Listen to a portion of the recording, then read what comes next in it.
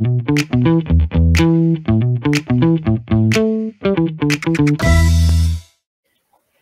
à tous, au nom du magazine Direction et de notre partenaire le cabinet Picard Avocat, bienvenue à ce premier Social Club, votre rendez-vous trimestriel de l'actualité du droit social dans le secteur social et médico-social. Au menu notamment ce matin, un point sur l'obligation vaccinale et le pass sanitaire dans les ESSMS aujourd'hui, alors que l'épidémie est repartie, avec notamment un aperçu des premiers contentieux qui pourraient vous intéresser. Nous verrons aussi les principales nouveautés issues de la réforme de la santé au travail en matière de documents uniques d'évaluation des risques professionnels et de visite médicale notamment. Nous aborderons aussi un sujet très important pour vous qui est en lien avec l'attractivité des métiers et le projet de convention collective unique avec des éclaircissements sur l'extension du Ségur et de l'indemnité dite Laforcade. Et puis, vous aurez droit aussi à un petit panorama des dernières décisions de jurisprudence qui peuvent vous intéresser. Une actualité, vous le voyez, très dense ce matin qui va vous être décryptée avec brio par les avocats Stéphane Picard et Cécile Noël. Bien sûr, n'hésitez pas à poser vos questions dans l'onglet « Questions ». Et nos experts y répondront à la fin de leur présentation. Vous pouvez aussi liker les questions déjà posées pour éviter les redondances. Je laisse tout de suite la parole à Stéphane et Cécile pour ce tour d'horizon des actualités en droit social dans le secteur. Merci beaucoup Noémie, merci à tous pour votre présence et pour la première du Social Club. L'idée c'est du coup effectivement de faire un petit tour d'actu du premier trimestre de l'année et même un petit peu avant, vous allez le voir. Évidemment, 1 heure, on ne va pas pouvoir tout balayer, donc on a vraiment fait un focus sur les thématiques qui nous sont remontées et qui sont a priori les plus intéressantes pour vous dans le secteur, à commencer par l'obligation vaccinale. Alors vous allez me dire, elle est gentille avec son obligation vaccinale, ça fait 8 mois, c'est plus vraiment une actualité. Alors ça l'est encore déjà de par les contentieux qu'on a pu avoir, dont on a eu des délibérés assez récents. C'est encore d'actualité aussi, pourquoi? Parce que la question du rappel se pose. Et là encore, très récemment, on a eu une question d'une cliente à ce sujet-là. Donc, pour faire simple, l'obligation vaccinale, il n'y a rien qui a changé. On est toujours dans le même cadre juridique. Vous le savez, contrairement au pass sanitaire, pass vaccinal, l'obligation vaccinale n'est pas court-circuitée dans le temps, c'est-à-dire qu'elle a durée indéterminée. Petite subtilité, le gouvernement a la possibilité, par simple décret pris après avis de l'autorité de la santé, donc de façon très simple, de suspendre l'obligation vaccinale pour toute ou partie des professionnels. Pour l'instant, ce n'est pas le cas. On est en période électorale, ça ne sera certainement pas le cas de toute façon tant que le gouvernement ne sera pas en place. Donc de toute façon, pour le moment, obligation vaccinale, pas de changement. Pour la dose de rappel, petite subtilité, je sais que sur le site amélie.fr, il y a la possibilité de rentrer les dates de la dernière dose pour avoir un rappel, qui est une espèce d'alerte qui vous est fait pour savoir à partir de quel moment vous devez faire votre rappel vaccinal. Apparemment, il y aurait eu des salariés qui auraient reçu une alerte pour faire leur nouvelle dose de rappel, donc une 4e dose. Ce qu'il faut savoir, c'est qu'aujourd'hui, le décret du 1er juin 2021 modifié en point calculable 2 fois n'a pas changé. Donc, on est toujours sur 2 doses plus une dose de rappel. On n'a pas de 4e, 5e, 6e, 12e dose qui est prévue par le décret. Donc, à date, l'obligation vaccinale, ce n'est que les doses initiales, la dose de rappel. On n'a pas, dans le cadre de la suspension du contrat, la possibilité justement de suspendre le contrat du salarié qui n'aurait pas fait une 4e dose, par exemple. Donc là-dessus, pas de changement.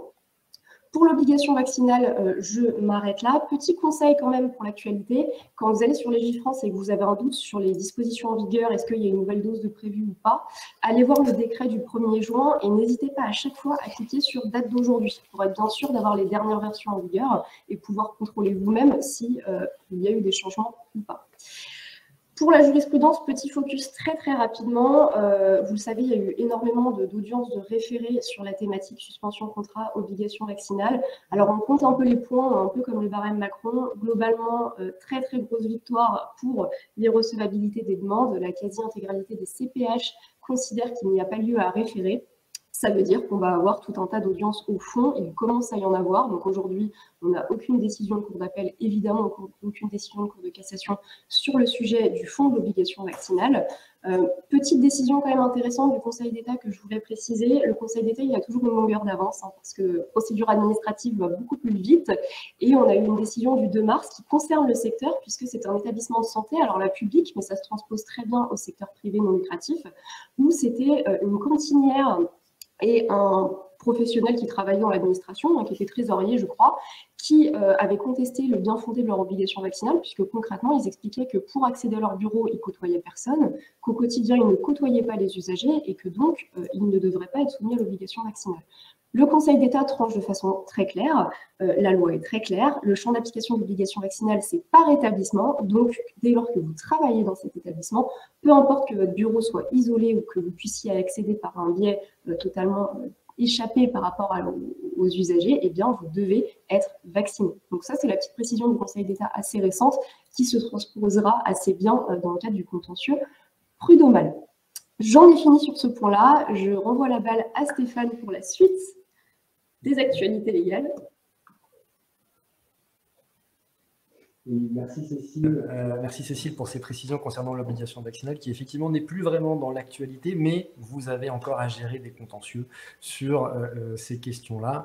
Donc, la précision s'imposait. Allez, on enchaîne. Donc, le 31 mars 2022, on a eu une nouvelle définition du harcèlement sexuel. Ça veut dire quoi? Ça veut dire que potentiellement, vous allez ouvrir, à côté de votre chantier renouvellement des instances représentatives du personnel, vous allez peut-être ouvrir le chantier toilettage du règlement intérieur. Pourquoi? Parce que celui-ci doit comporter les définitions du harcèlement moral et donc la nouvelle définition du harcèlement sexuel. Quelles sont les principales modifications? Eh bien, a été ajoutée la notion de agissement sexiste, c'est-à-dire propos ou comportement. Deuxième précision, donc c'est l'article 1153-1 qui nous l'indique, l'exigence de répétition des actes en cas de harcèlement sexuel a été précisée pour s'appliquer dans les cas où celle-ci était le fait de plusieurs personnes.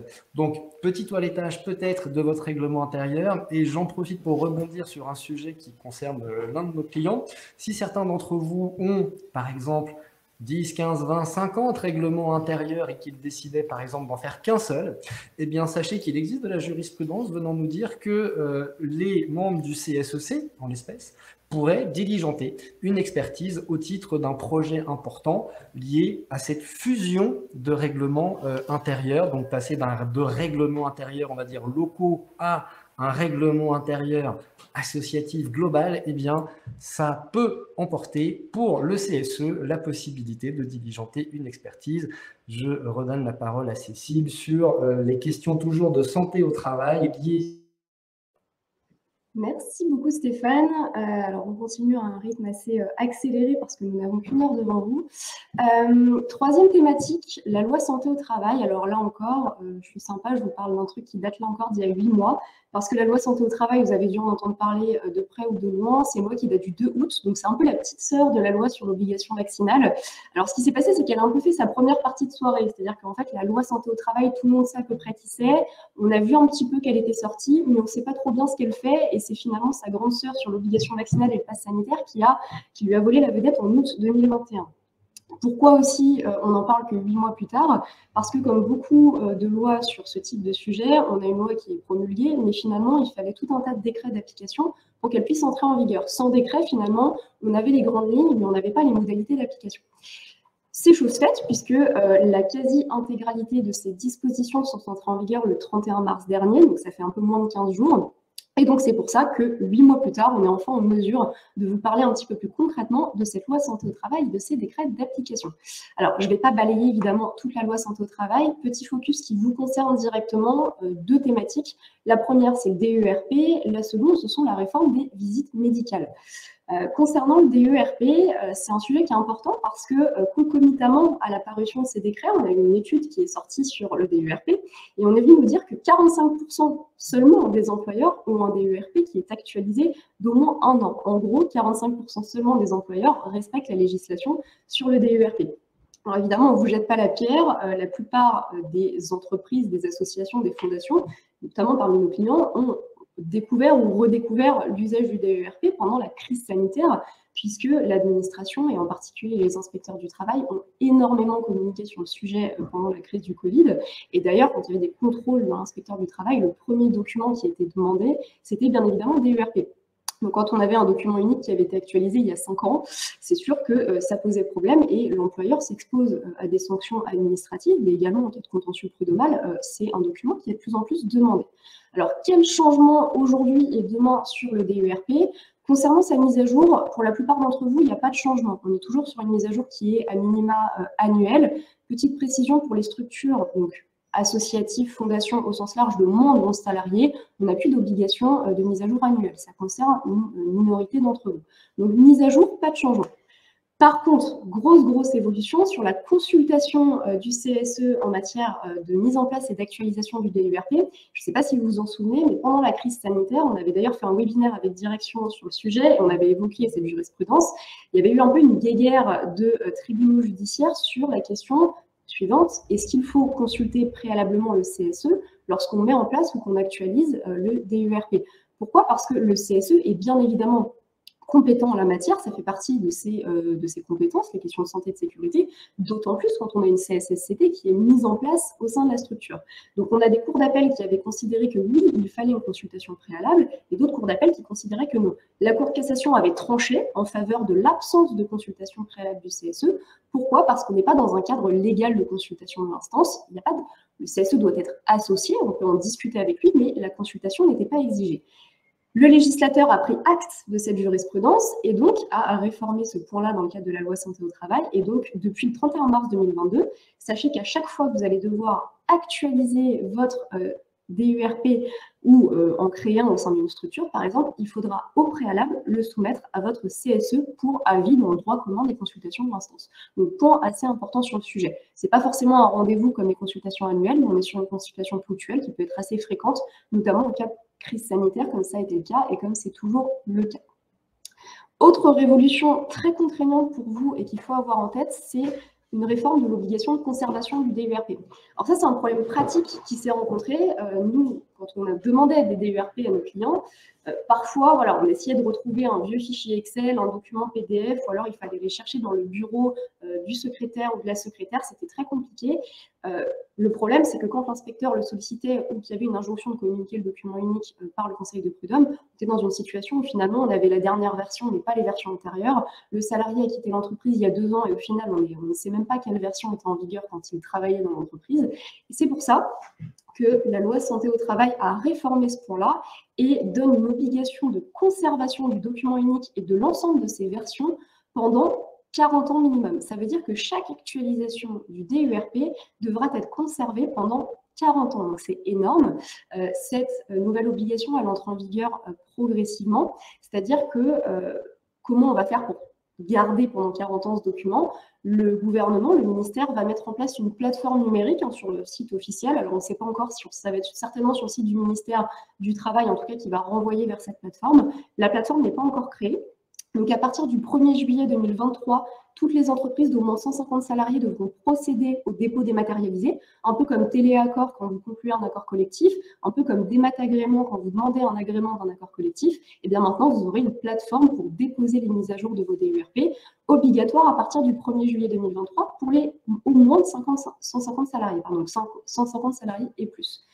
1er juillet 2024 pour les entreprises de moins de 150 salariés. Alors attention, ces échéances, c'est uniquement pour le dépôt dématérialisé. Par contre, l'obligation de conservation pendant 40 ans, elle a commencé à compter du 31 mars.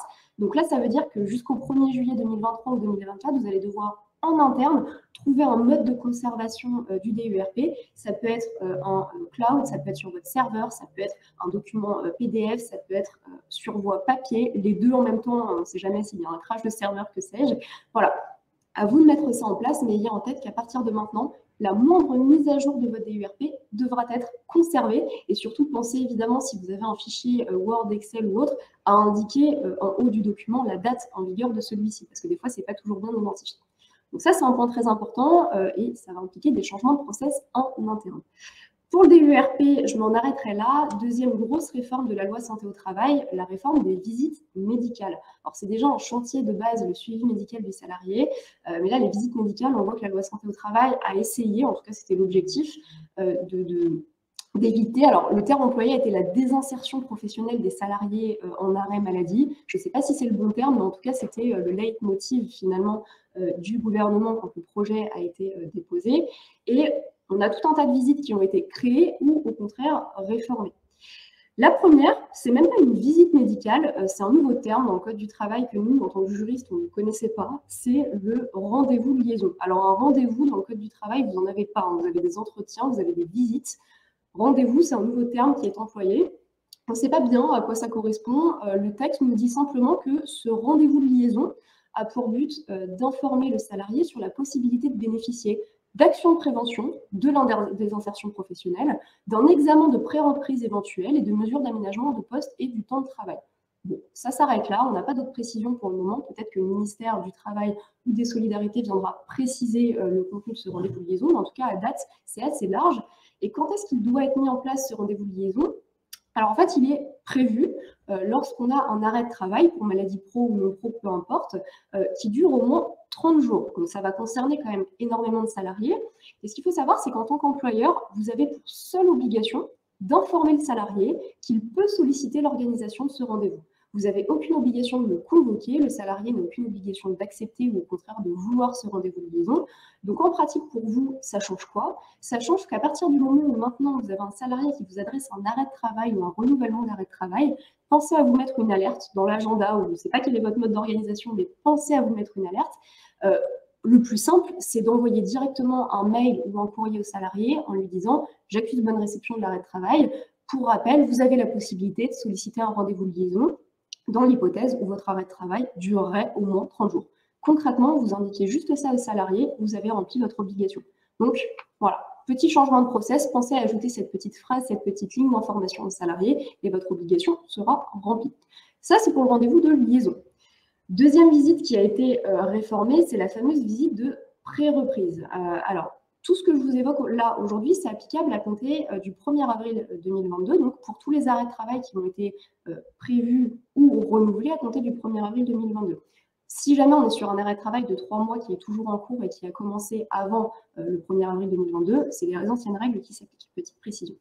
Donc pour l'examen de pré-reprise, la loi vient encore une fois la préciser, puisque c'est vrai que c'est une visite qui était jusqu'alors prévue uniquement pour tout arrêt de travail de 3 mois et plus. Petite subtilité aujourd'hui, on passe de 3 mois à 30 jours. Donc là encore, on est sur une réduction de durée pour l'application des règles relatives à la visite de pré-reprise. Mais petite subtilité, avant, elle était obligatoire. Avant, vous aviez un arrêt de travail d'une durée d'au moins 30 jours. Vous aviez l'obligation, en tout cas le salarié, était convoqué à une visite de pré-reprise sur initiative de son médecin traitant ou du service de santé au travail. Voilà. Aujourd'hui, on est sur une durée de 30 jours. Mais par contre, la visite de pré-reprise est devenue facultative. La condition pour que la visite de pré-reprise puisse être diligentée, c'est qu'il faut que le retour du travailleur à son poste soit anticipé, envisagé. Donc concrètement, si le salarié ou son médecin traitant, par exemple, estime que l'arrêt de travail va être renouvelé et que le salarié n'est pas du tout dans une optique de reprise proche du travail, eh bien, la visite de pré-reprise n'aura pas du tout à être diligentée. Et petite précision, auparavant, c'était seulement sur initiative du salarié lui-même, du médecin traitant ou des services médicaux de l'assurance maladie. Aujourd'hui, le médecin du travail pourra de lui-même, dans le cadre de son suivi médical du salarié, convoquer le salarié à une visite de pré-reprise. Concernant le formalisme, là encore, nouvelle obligation pour l'employeur. Donc ça va faire pas mal de paperasse en plus pour vous, mais simplement, il va falloir changer vos modèles. Maintenant, quand on a des arrêts de travail qui commencent après le 31 mars 2022, l'employeur a l'obligation d'informer le salarié de la possibilité pour lui de solliciter l'organisation d'un examen de pré-reprise. Donc là encore, vous recevez un arrêt de travail, nouvelle ligne, vous informez le salarié que si son arrêt de travail dure au moins 30 jours, il aura la possibilité, s'il le souhaite, de le solliciter un examen de pré-reprise. Voilà pour cette visite. Troisième catégorie et dernière catégorie de visite qui a été réformée par la loi santé au travail, c'est la fameuse visite de reprise cette fois-ci. Alors, comme auparavant, il n'y a pas de changement, hein, cette visite de reprise auprès du médecin du travail, elle devrait être organisée à l'issue d'un congé maternité, d'une absence pour maladie professionnelle, quelle que soit la durée de l'arrêt de travail, ou d'une absence d'au moins 30 jours pour accident du travail. En revanche, petite nouveauté, pour bénéficier de cette visite de reprise, l'absence pour cause de maladie ou d'accident non professionnel doit être d'une durée minimale de 60 jours pour les arrêts de travail qui ont débuté à compter du 1er avril. Donc avant, on était sur 30 jours, on passe à 60 jours. Je pense que là, l'idée derrière, c'est aussi de désengorger les services de santé au travail, puisque là, on l'a vu, il y a tout un tas de nouvelles obligations et possibilités pour le salarié de solliciter des rendez-vous de liaison, rendez-vous de pré-reprise. Et bien, pour la visite de reprise, on fait un pas en arrière.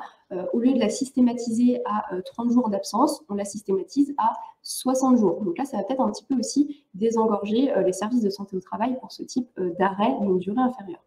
Concernant l'initiative de la reprise, là encore, il n'y a absolument aucun changement. Cette fois-ci, c'est bien à l'employeur de saisir le service de santé au travail dès qu'il a connaissance de la date de fin de l'arrêt de travail. La visite de reprise devant être organisée dans les 8 jours qui suivent la reprise du travail. Là-dessus, pas de changement. Je vois que Noémie a posé une question en direct. Je crois qu'on y a répondu. Le rendez-vous de liaison est-il facultatif? Absolument. Votre seule obligation pour mémoire, c'est d'informer le salarié et vraiment gardez-vous une trace sur courrier, accusé de réception, mail, texto, peu importe. Vous informez le salarié, il s'en saisit ou pas, mais ce n'est pas une obligation. Stéphane, je te renvoie la balle. Merci Cécile pour ces précisions concernant l'actualité légale. Une seule petite précision ou un complément, parce qu'on sait qu'il y en a quand même énormément. Rappelez-vous que depuis le 1er avril, les formulaires de rupture conventionnelle doivent être réalisés par le biais du service télétransmission. Fini l'envoi en recommandé. Alors c'est beaucoup plus simple parce que du coup, votre délai de 15 jours au titre de l'homologation, eh bien, on sait précisément à quelle date il est déclenché, alors que quand on adressait par courrier recommandé, on avait toujours la variable sur à quelle date le formulaire avait été réceptionné par le service de l'administration. Donc, n'oubliez pas, fini le recommandé, tout se fait en dématérialisé. Alors, l'actualité conventionnelle. On va dire que jusqu'à ce matin, il n'y avait pas grand-chose à se mettre sous la dent. Et puis, magie de notre intervention est tombée sur un site qu'on fréquente beaucoup, dont on taira le nom, 2 documents qu'on discutera tout à l'heure qui sont liés au Ségur social. Mais avant, petit point rapide sur l'aide à domicile. Si jamais on a parmi vous des employeurs de l'aide à domicile, le sujet c'est toujours le même, c'est l'application de l'avenant 43, donc celui qui refait quasiment intégralement les grilles de classification de la CCN de l'aide à domicile.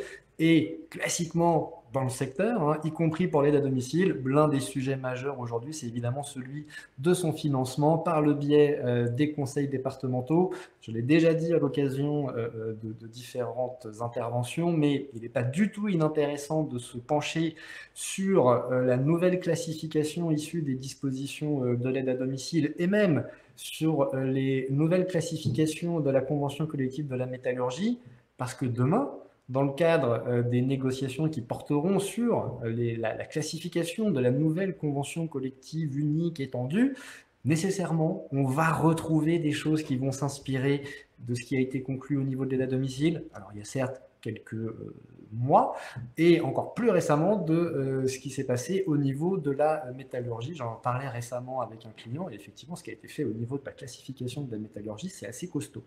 Donc, avenant 43, sujet financement, et également transition avec la future, on croise les doigts, convention collective unique, tout ce qui est lié à, on va dire, l'objectivisation du classement, puisque tout ce qui irrigue, on va dire, la philosophie des nouvelles classifications, c'est de redonner quelque part une part d'évaluation à l'employeur. Alors, objective ou subjective, c'est évidemment tout le débat. Et par exemple, l'avenant 43 prévoit un critère, on va dire, de compétence qui est donc déterminé par l'employeur par le biais d'une grille qui est fournie par les partenaires sociaux, une grille d'évaluation. Sauf que là, les premiers contentieux qui devraient arriver dans pas trop longtemps, puisque c'est de l'aveu même des organisations syndicales, des contentieux qu'ils appellent de leur vœu, c'est lorsque l'employeur aide à domicile va s'écarter de la grille d'évaluation telle qu'elle est proposée par les partenaires sociaux.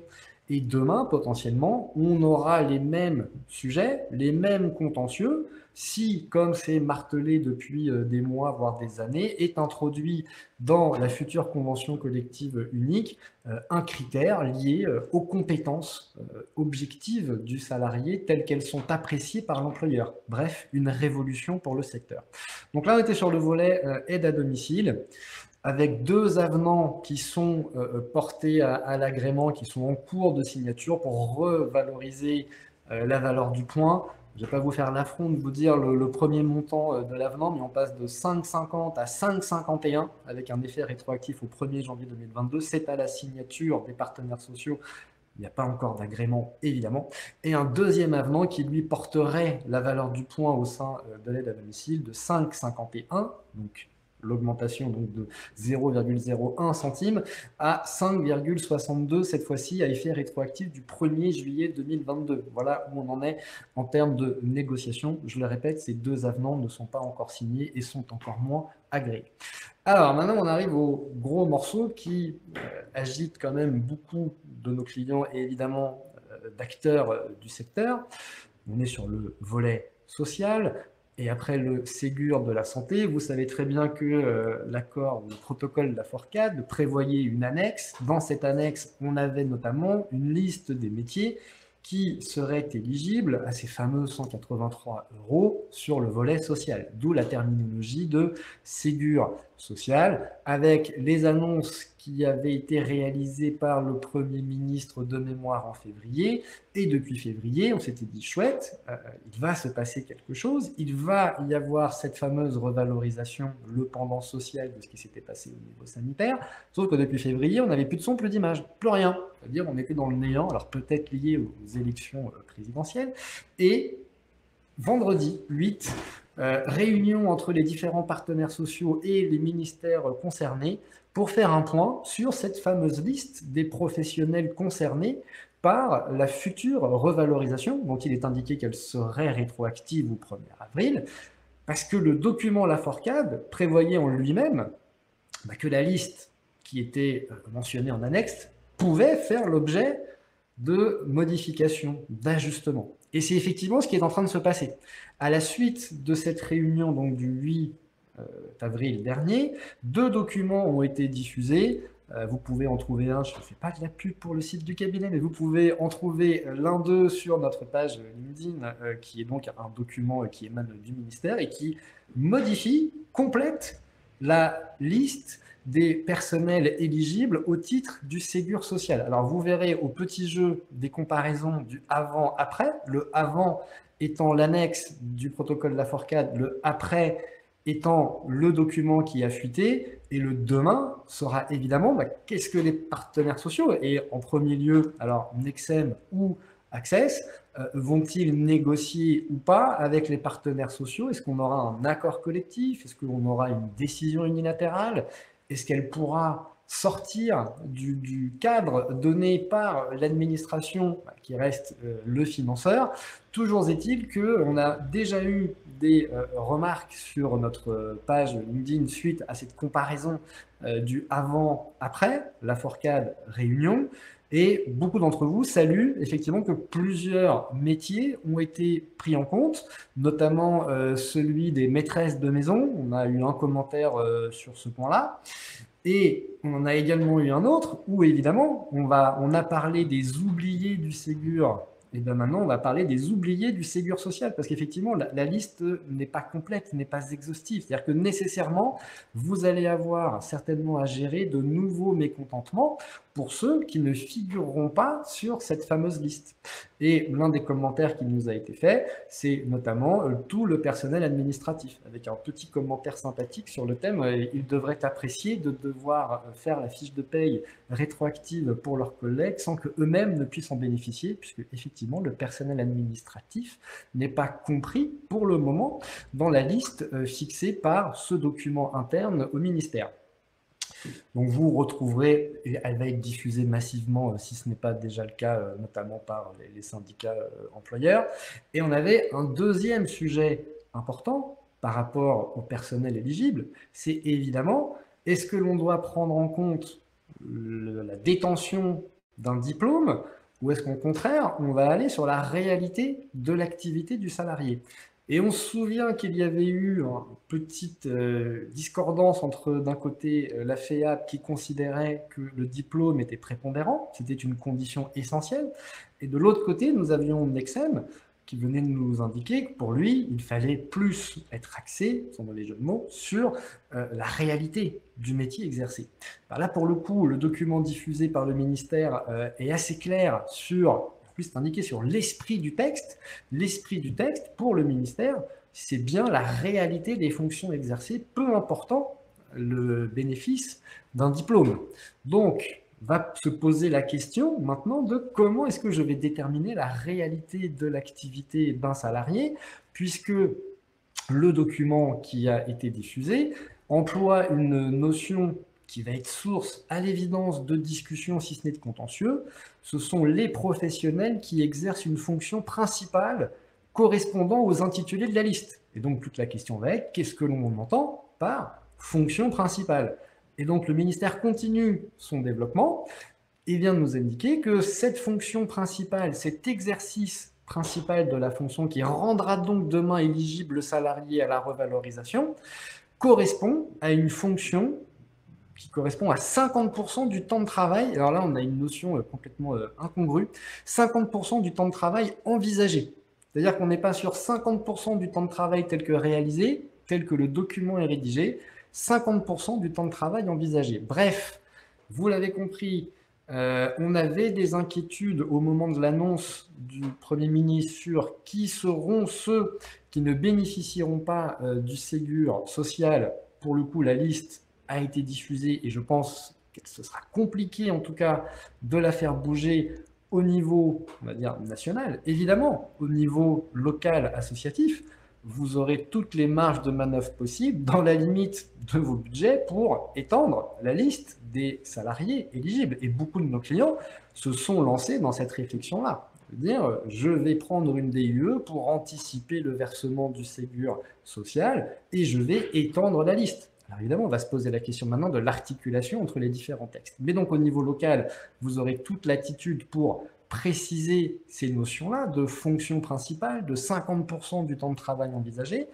C'est clair que si on reste sur ces deux notions-là, je crains qu'on ait droit encore à quelques mouvements sociaux sur le sujet des oubliés du Ségur social et qu'on ait potentiellement demain des contentieux sur l'appréciation du bénéfice de cette indemnité de 183 € au titre du Ségur social. Donc là, ça c'est vraiment l'actualité toute chaude. On pouvait entre guillemets pas rêver mieux pour notre première intervention puisque ici hier on n'avait rien. Donc ces documents-là, on vous les mettra à disposition et ils sont d'ores et déjà sur nos réseaux sociaux. Donc c'est le gros morceau. Sinon, qu'est-ce qu'on a au niveau de l'actualité conventionnelle? On a une espèce de bizarrerie juridique. Alors, on ne sait pas trop si on est sur de la communication ou si on n'a pas anticipé les éventuelles conséquences de ce qui était annoncé.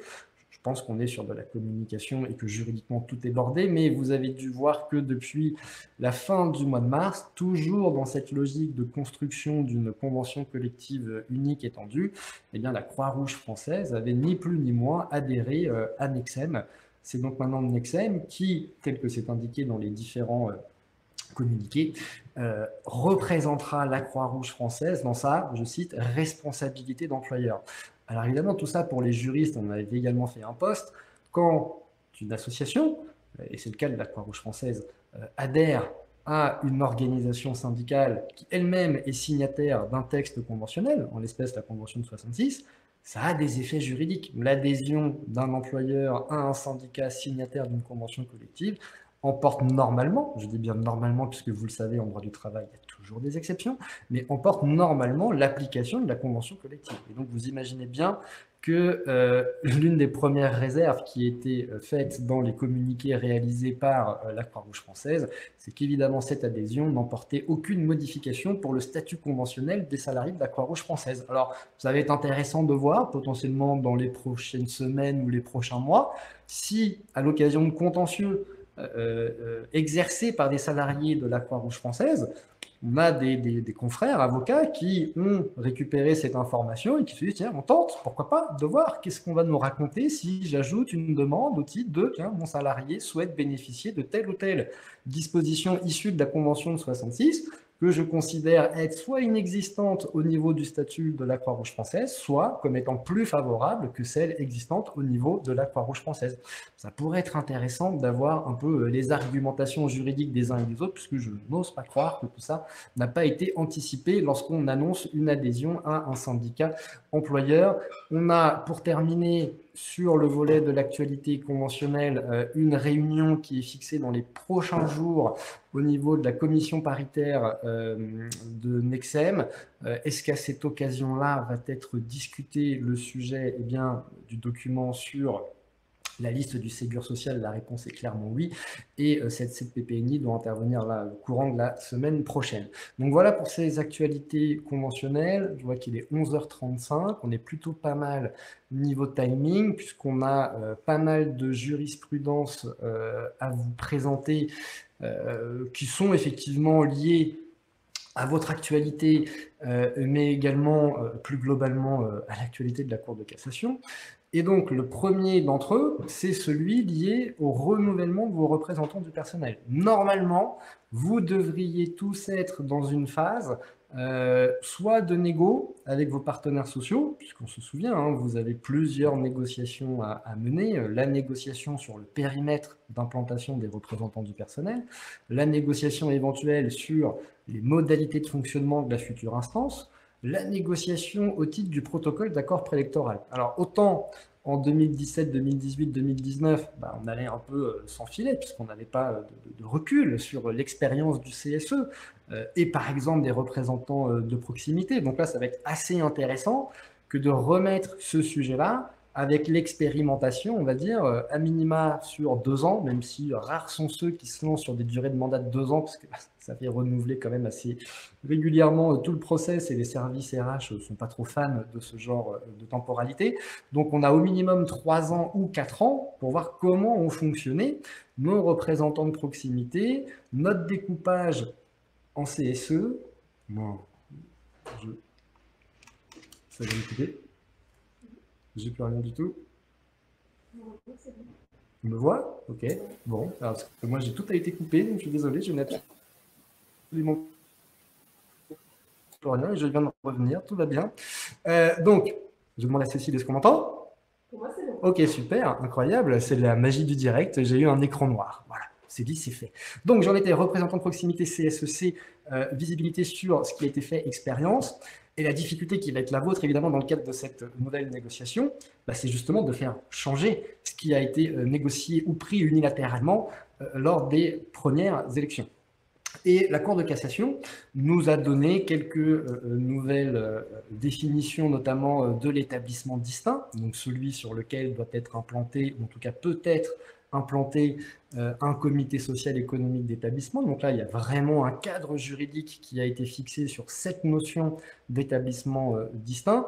On se souvient, juste une petite parenthèse, cette notion d'établissement pour l'implantation des CSE, soit c'est un accord collectif, soit c'est par décision unilatérale. Évidemment, la difficulté vient lorsque c'est par décision unilatérale, d'où le fait que la Cour de cassation ait été amenée à se prononcer sur qu'est-ce qu'un établissement distinct.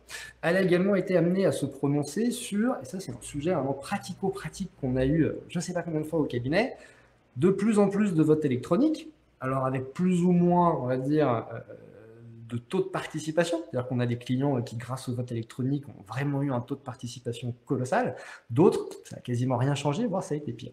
Et donc, l'un des points qu'on se posait était de savoir l'ancienneté du salarié, à quel moment elle doit être prise en compte lorsqu'on est sur un vote électronique, et vous savez que le vote électronique, on a généralement des périodes qui sont échelonnées dans le temps, des périodes d'ouverture du vote.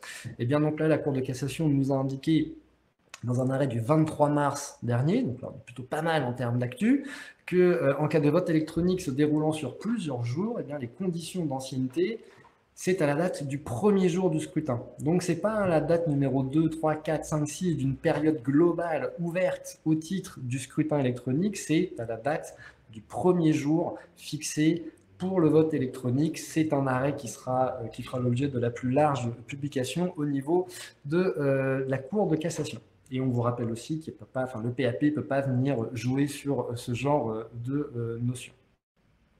Voilà, c'était le premier point sur vos élections professionnelles qui devraient être normalement, pour les juristes DRH ici présents, l'une des grosses séquences de 2022, voire de début 2023. Deuxième jurisprudence, et là pareil, c'est toujours un peu une thématique qu'on a très fréquemment au cabinet, celui de la liberté d'expression. C'est-à-dire à quel moment, moi, employeur, je peux considérer que les propos tenus par un salarié me permettent d'aller sur un terrain de rupture du contrat de travail, généralement disciplinaire.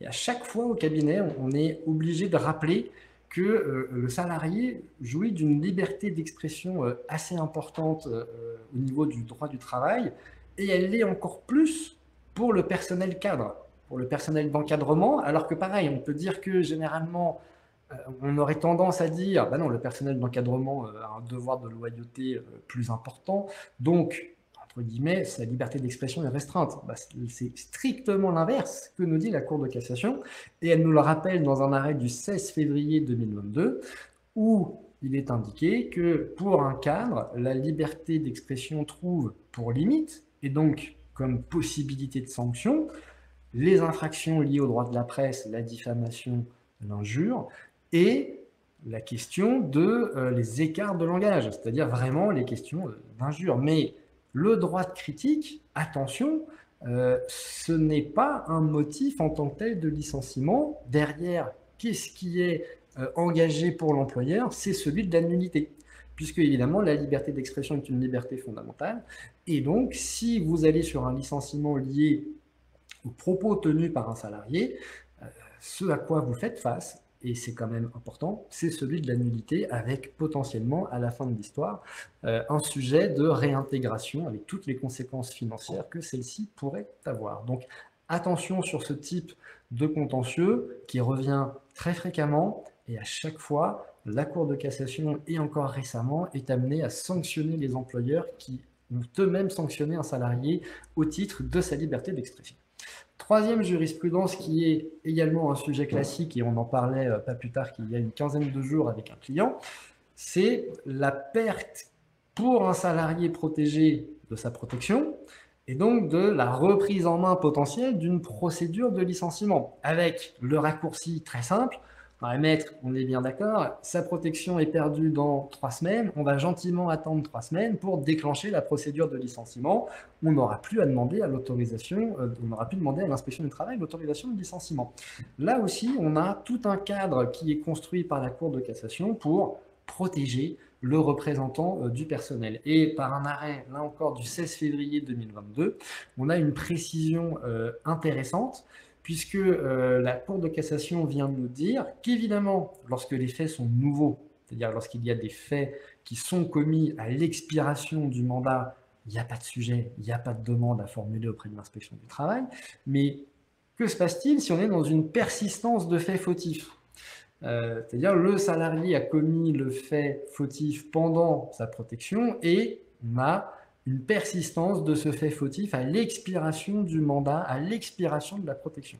Eh bien, dans cette hypothèse-là, la Cour de cassation nous dit que l'employeur n'est pas dans l'obligation de saisir l'inspection du travail. C'est un arrêt du 16 février 2022 qui lui aussi va faire l'objet d'une large publication. On en parlait avec un client récemment, lié à quoi? Lié à un changement de conditions de travail qui a été donc refusé par un salarié représentant du personnel. On avait proposé des postes dans le cadre d'une fermeture d'un établissement, donc on n'était pas sur un motif économique, on était sur un simple changement des conditions de travail. Le salarié refuse, ok, on va demander l'autorisation est refusée. Là, la question justement qui est tranchée maintenant par cette décision de la Cour de casse, eh bien, c'est si je repropose un autre poste au salarié que celui-ci refuse, quand bien même mon opération originale est la même, c'est-à-dire que c'est toujours la fermeture de mon établissement, mais je vais pouvoir me dispenser d'aller rechercher l'autorisation de l'inspection du travail. Je vois qu'il est 44, je me suis un peu éternisé sur mes 3-4 JP. J'en fais une dernière parce qu'on l'a plaidé au cabinet, en tout cas devant le conseil de prud'homme, devant la cour d'appel. Et hélas, comme des fois ça arrive, eh bien, la cour de cassation n'a pas suivi le conseil de prud'homme et une cour d'appel. On est sur quelle thématique? On est sur la thématique de l'avis d'inaptitude on avait un point de débat dans ce dossier, c'était de savoir si le salarié était prescrit par rapport à l'engagement de la procédure, un délai de 15 jours pour contester l'avis d'inaptitude devant le Conseil de prud'homme. Et donc le débat portait sur quoi? Portait sur est-ce qu'il y a un formalisme particulier pour le déclenchement de ce délai de 15 jours? Alors, Conseil de prud'homme, cour d'appel, non. La simple remise sans aucune formalité par le médecin du travail au salarié de l'avis d'inaptitude fait déclencher le délai de 15 jours, ce qui faisait qu'en l'espèce, le salarié était prescrit. Eh bien, la Cour de cassation nous dit par un arrêt du 2 mars 2022, c'est un arrêt qui concerne un employeur du secteur dont on taira le nom, elle nous dit que ce délai de 15 jours commence à courir à compter d'une remise par lettre recommandée avec accusé de réception, ou en tout cas par tout moyen lui conférant une date certaine. Donc là, on imagine un peu la difficulté à laquelle vont être confrontés les services de santé au travail ou demain les directions d'établissement, parce que ce n'est pas quelque chose d'anecdotique quand même, ce contentieux lié à l'inaptitude d'un salarié. Eh bien, potentiellement, ce délai-là peut ne jamais être ouvert, donc ce qui peut être bien si c'est à l'employeur de contester, parce que le service de santé au travail n'aura pas fait la formalité, notamment lettre recommandée AR ou lettre mise en main propre contre les charges, pour faire courir ce délai de 15 jours. Voilà pour cette jurisprudence. Je coupe mon micro et je laisse la place à Cécile pour la fin de l'intervention. Merci Stéphane. Je vais poursuivre du coup sur l'actualité jurisprudentielle en débutant une thématique que j'ai amorcée dans mon introduction, c'est la question du barème Macron, encore et toujours. Alors là, c'est pareil, on est sur une actualité qui n'est même plus actuelle, parce que barème Macron, c'est simple, c'était le début du quinquennat de Emmanuel Macron. Donc là, nous sommes en fin de mandat et en pleine période d'élection présidentielle, et on est toujours à parler de ce barème Macron. Alors pourquoi on en parle beaucoup en ce moment? Vous le savez très bien, il y a eu une guéguerre de cour d'appel sur le sujet. Au sein même de cours d'appel, si je prends l'exemple de la cour d'appel de Paris, selon les chambres et les magistrats qui étaient appelés à statuer, soit on écartait, soit on appliquait le barème, et finalement, on était un peu sur un ring de boxe avec un comptage de points. Donc là, pour l'instant, on en est toujours là. Nouveauté, évidemment, dont vous avez entendu parler, c'est que le 31 mars dernier, il y a eu une audience à la Chambre sociale de la Cour de cassation sur le sujet. Cette fois-ci, au fond, puisque là, on était bien sur la thématique conventionnalité du barème, est-ce qu'il doit s'appliquer systématiquement ou pas. La Chambre sociale, donc voilà, a vu les débats des parties salariés et employeurs au cours de cette audience.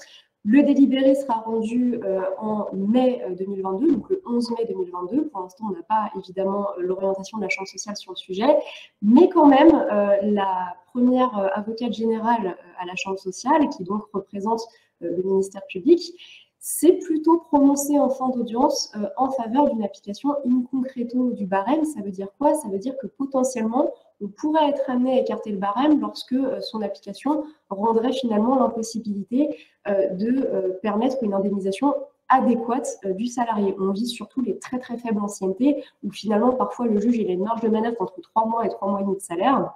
Dans cette hypothèse-là, l'avocate générale estime qu'effectivement, on a potentiellement une violation de la Convention 158 de l'OIT. Ce n'est que sa position, ça ne veut pas dire que la Chambre sociale va la suivre, mais en tout cas, ça donne un petit peu le contexte. Et ce qu'il faut savoir, c'est que, vous allez me dire, oui, mais en 2019, on a eu des avis de la Cour de cassation sur le sujet, donc la Chambre sociale ne va quand même pas se déjuger. Attention, les avis, déjà, ne lit même pas les juges du fond et ne lit pas la Cour de cassation elle-même, mais surtout, les avis avaient été rendus par l'Assemblée plénière. Ce ne serait pas la première fois que sur une thématique d'importance, on ait une discordance de position entre deux chambres de la Cour de cassation. Donc, ce n'est pas tranché. Réponse le 11 mai 2022. Il faudra guetter ça, et bien évidemment, on vous en informera. Mais à ce stade, le débat est toujours ouvert et on doit attendre le délibéré dans cette décision. Autre thématique qui a été un petit peu communiquée, notamment dans le secteur, on avait évoqué d'ailleurs nous au cabinet, c'était la question d'une jurisprudence sur un compte-rendu d'entretien qui a été requalifié entre guillemets en sanction disciplinaire. Alors je pense que vous avez vu passer cette jurisprudence de février 2022. Cette JP elle est intéressante parce qu'en fait elle vient à rappeler ce qu'est une sanction disciplinaire en droit, ce qui n'est pas forcément ce qu'on entend par sanction dans le cadre commun, puisque la sanction disciplinaire, contrairement à la faute, par exemple, elle est définie par le Code du travail. C'est, vous le savez, une sanction et toute mesure autre que des observations verbales, ce qui implique que ce soit nécessairement en écrit, prise par l'employeur à la suite d'un agissement du salarié considéré par l'employeur comme fautif, ayant immédiatement ou pas pour effet d'affecter sa rémunération, etc. Donc, on a une définition écrite de la sanction dans le Code du travail, et la Cour de cassation vient en faire une application concrète. Dans cette affaire, c'était tout simplement un entretien d'évaluation qui avait eu lieu entre un employeur et son salarié, et à l'issue de l'entretien, chose classique, on fait un compte-rendu d'entretien, et à la fin, dans la case finale, l'employeur a fait part au salarié d'un certain nombre de reproches. Dans cette affaire-là, il lui reprochait son attitude fermée, dure au changement, à l'origine d'une plainte de collaborateurs en souffrance. Il lui faisait part également de graves dysfonctionnements liés à la sécurité et l'invitait, et c'est ça qui est important, à revoir son attitude. Ce qui s'est passé, c'est que ce salarié-là a été licencié par la suite pour motif disciplinaire, et son avocat a eu pour défense de venir considérer que le salarié avait déjà été sanctionné de par le compte-rendu d'évaluation, et donc que le licenciement notifié pour les mêmes faits, sans réitération du comportement, eh bien, était sans cause réelle et sérieuse. La Cour d'appel avait considéré qu'il n'y avait pas sanction disciplinaire et donc que le licenciement ne reposait pas sans cause réelle et sérieuse. Arrêt cassé par la Cour de cassation qui vient rappeler que ce n'est pas parce que la sanction est notifiée dans un compte-rendu que ce n'est pas une sanction disciplinaire. Et là, en l'occurrence, on aurait très bien pu avoir une sanction notifiée par texto, par mail, peu importe. On revient à la qualification première dès lors qu'on a des observations écrites qui viennent reprocher à un salarié son comportement et qu'on vient l'inviter à revoir son attitude, eh bien, il s'agit bien d'une sanction. Alors là, évidemment, ça a été une décision en faveur du salarié qui a vu son contrat, son licenciement jugé sans cause réelle et sérieuse. Mais on peut s'interroger dans le secteur sur l'incidence de cette jurisprudence parce qu'en sens inverse, vous le savez très bien, pour les personnes qui sont sous 51 et 66, on a toujours cette problématique où, pour licencier un salarié pour motif disciplinaire, on ne peut invoquer qu'une faute grave, selon qu'il y a eu, selon la convention collective, 1 ou 2 sanctions préalables au cours des 2 dernières années. Et bien là, on pourrait très bien, en cas de contentieux, venir retourner cette jurisprudence en potentiellement dire d'accord, on a licencié pour faute simple, et bien écoutez, regardez, tel compte-rendu d'entretien d'il y a 6 mois faisait part de faits, il y a eu une réitération, on avait donc déjà une sanction préalable, et donc le licenciement pour faute simple est parfaitement justifié. Bref, cette jurisprudence interroge, il faudra veiller à son application ultérieure, mais en tout cas, si on doit en retenir une chose, c'est attention, qu'en tant que responsable de service, en tant que directeur d'établissement, en tant que DG, quand vous faites part par écrit de reproches à un salarié, encore une fois, quel que soit le support, y compris par texto ou par mail, et que vous l'invitez à revoir son comportement, attention, ça peut être qualifié de sanction disciplinaire, donc veillez à les propos tenus par écrit. Autre jurisprudence assez intéressante, toujours en matière de grief reproché au salarié ou à l'employeur, c'est en matière de résiliation judiciaire. C'est une JP qui est très intéressante parce qu'en fait, elle vient rappeler que quand un salarié saisit le conseil de prud'homme d'une demande de résiliation judiciaire, si je prends un exemple, par exemple, voilà, non-paiement d'heures supplémentaires, le salarié saisit et demande à la fois le rappel d'heures supplémentaires et la résiliation judiciaire de son contrat de travail, estimant que les manquements de l'employeur sont suffisamment graves pour justifier la rupture à cet heure exclusif, et bien dans cette hypothèse, la Cour de cassation juge de façon constante que si au moment où le juge statue, l'employeur a régularisé les griefs qu'on lui reproche, eh bien la résiliation judiciaire va pas produire les effets d'un licenciement sans cause sérieuse et le salarié pourra être débouté. Petite précision qui nous a été apportée le 2 mars 2022, attention, si entre-temps le contrat de travail a été rompu, il faut que l'employeur ait régularisé avant la rupture du contrat de travail. Donc ça, veillez à ce type de situation. Si vous avez des contentieux en cours sur la résiliation judiciaire du contrat de travail et que vous avez un moyen de régularisation, pensez bien à régulariser avant que le contrat du salarié ne soit rompu, quelle que soit la cause de la rupture du contrat. Toujours en matière de licenciement, un sujet très classique dans le secteur, le fameux pouvoir de licencier dans les associations et fondations. Alors ça, c'est une thématique, vraiment, je pense que tous les 2 mois, on a de la jurisprudence sur la matière. Là, on a un arrêt de fin mars, donc c'était le 23 mars 2022, où la Cour de cassation vient une nouvelle fois statuer sur le sujet dans le secteur. En fait, dans cette affaire-là, c'était le président de l'association qui avait licencié le salarié.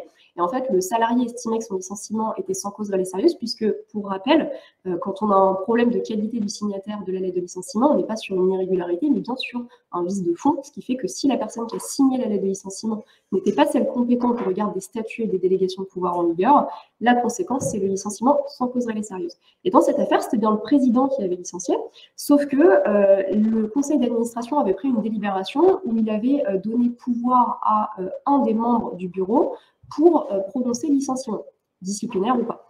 Et donc, le salarié a estimé que, du coup, c'était aux membres du conseil d'administration de licencier le salarié et pas au président. La Cour de cassation casse encore une fois l'arrêt d'appel et vient rappeler qu'il faut s'en tenir à la stricte lecture des statuts et des délégations de pouvoir prises en application de ces statuts. En l'espèce, le président était compétent pour représenter l'association dans tous les actes de la vie civile. Vous connaissez très bien cette formulation puisque 99% de vos statuts comportent cette formulation. Et bien dans cette hypothèse-là, c'était bien au président de licencier le salarié. Dernière jurisprudence que Stéphane a un petit peu évoquée tout à l'heure, c'est la question de la rupture conventionnelle. Alors oui, on a la question du téléservice, mais on a aussi une jurisprudence qui est très récente et qui doit appeler votre vigilance, sachant que voilà, la rupture conventionnelle est quand même assez fréquente dans le secteur. C'est un arrêt du 16 mars 2022 où il s'agissait d'un directeur d'établissement qui avait conclu une rupture conventionnelle avec son employeur. Et au final, l'employeur n'était pas en mesure de prouver qu'il avait remis un exemplaire signé de la rupture conventionnelle au salarié. Conséquence, le salarié agit devant le conseil de prud'homme, demande la nullité de la rupture et la Cour de cassation fait droit à sa demande puisque elle vient préciser, contrairement à la Cour d'appel, que quand bien même le salarié avait des fonctions qui, de fait, le rendait coutumé des procédures de rupture conventionnelle, en l'espèce, c'est un directeur d'établissement qui, dans le cadre de ses fonctions, avait conclu des RC avec des salariés, et bien, peu importe, dès lors que l'employeur n'est pas en mesure de prouver qu'il a remis un exemplaire signé au salarié, la rupture est nulle. Donc, attention, ça, c'est une confirmation de jurisprudence de septembre 2020. Quand vous faites des ruptures conventionnelles, même si ça résulte d'aucun texte, pensez bien à faire signer au salarié, indépendamment de la convention de rupture, indépendamment du CERFA, un petit récépissé, j'ai bien reçu un exemplaire de la rupture conventionnelle. Voilà, j'en ai terminé. Je ne sais pas s'il y a des questions éventuelles. Oui, Cécile et Stéphane, merci beaucoup pour toutes ces précisions et ce panorama de l'actualité. On n'a pas beaucoup de temps pour les questions, mais et Stéphane et Cécile, vous avez commencé à répondre directement dans l'espace chat pour certains, mais on peut en prendre deux. Une première question, peut-être plus Cécile, qui concerne l'obligation vaccinale. Alors attention. Un salarié suspendu pour non-respect de l'obligation vaccinale, infecté 3 fois. Est-ce qu'une infection, c'est bien égal à une des doses et donc il faut quand même 2 doses pour continuer à exercer après les certificats de rétablissement successifs? Alors oui, effectivement, c'est une bonne question parce qu'il y a souvent cette confusion qui est faite. Le certificat de rétablissement, en fait, il permet temporairement au salarié de s'exonérer finalement de son obligation vaccinale. Mais, alors je ne sais plus si c'est l'article 12 ou 13 de la loi du 5 août 2021, prévoit très clairement que le salarié peut produire un certificat de rétablissement pour sa durée de validité, mais qu'à l'issue de la durée de validité et même juste avant de sa fin de validité, il faut impérativement que le salarié puisse justifier de son statut vaccinal. Ce qui fait que je confirme qu'effectivement, dès lors que le certificat de rétablissement prend fin, il faut que le salarié ait sa dose de rappel. Donc ça, attention, un certificat de rétablissement n'est pas égal à une dose, il est égal dès lors que le certificat est valable, mais à partir du moment où les 4 mois sont révolus, il faut qu'il se fasse vacciner. D'accord, merci beaucoup. On a une autre question qui concerne de Valérie Leroy-Schumacher. Quid des arrêts on était sur les questions droit du santé au travail, du RP, visite de reprise, etc. Quid des arrêts qui ont débuté avant le 31 mars, mais qui sont prolongés de plus de 30 jours? Alors, pour ça, c'est pas tranché par le décret. On aurait bien aimé que les dispositions transitoires soient claires. Elles ne le sont pas. Nous, notre lecture, quand on lit le texte, c'est arrêt de travail et renouvellement. Donc, si par exemple, on a un arrêt de travail qui a débuté, je ne sais pas, le 11 mars et qu'on a un renouvellement de cet arrêt de travail le 8 avril, eh bien, les nouvelles dispositions vont s'appliquer à compter d'une nouvelle arrêt de travail du renouvellement. Je ne sais pas si je réponds à la question, mais c'est vraiment la date à laquelle le certificat médical a été établi ou renouvelé. Voilà, c'est ça qui va permettre de faire le point de départ de la durée de 30 jours. Je vérifie parce que je vois qu'on a encore des questions. Alors, c'était dans l'onglet chat. Non, c'est des remerciements pour les, pour les réponses, Cécile. Bah, écoutez, de toute façon, on est arrivé à l'issue du temps imparti pour ce webinaire. Un grand merci à Stéphane Picard et Cécile Noël pour ce tour d'horizon de l'actualité de ce premier trimestre 2022. On vous donne donc rendez-vous dans 3 mois pour le prochain Social Club Direction Picard Avocat. En attendant, vous pouvez retrouver toutes ces actualités, alors chaque semaine dans la newsletter de Direction, chaque mois dans le magazine avec notamment des conseils pratiques et des décryptages juridiques, notamment du cabinet Picard en droit du travail. Si cela vous a plu, si ça vous a aidé, si vous avez des suggestions de thématiques que vous voudriez retrouver dans ce type type de format, n'hésitez pas à nous en faire part. Merci encore pour votre attention. Merci à tous les deux et puis dans 3 mois. Merci Noémie, merci à tous.